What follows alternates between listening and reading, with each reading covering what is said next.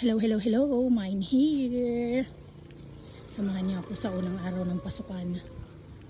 Day 1. At ito, hindi ko alam kung may masasakyan akong tricycle palabas. Papuntang sakayan ng bus. Yung schedule ko dati 7 to 1, ngayon 6 to 12. So hindi ko alam kung may bumabiyahe. Samahan niyo akong i-document natin to ng sabay-sabay. Itong pilot testing ng strengthening senior high school at 3-term new calendar.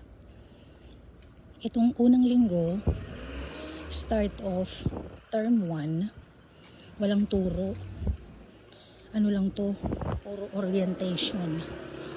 Orientation ng mga kailangang i-orient. Wow, ang ganda ng explanation ko dun . So tingnan natin yung mga kaganapan. Samahan niyo ko.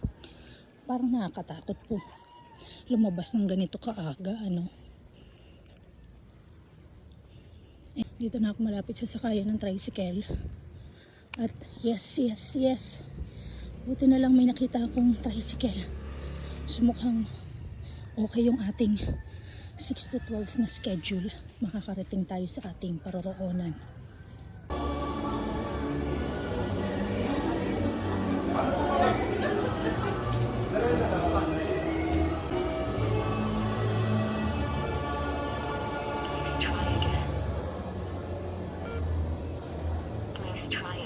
Nakarating tayo ng Matiwasay. Hindi tayo late, 5:52. Yun nga lang, buzzer beater tayo.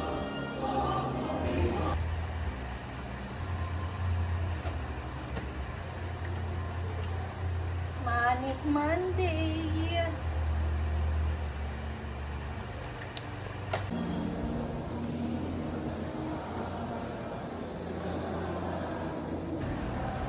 Ito niyo po ba itsura ko? Hindi na makatarungan, ma'am. Kung magturo ng tuloy-tuloy 4 na oras, nakakaano na yun. Nakapag-process na po tayo. Tao na tayo ngayon, hindi na tayo halimaw. Another 2 hours of orientation.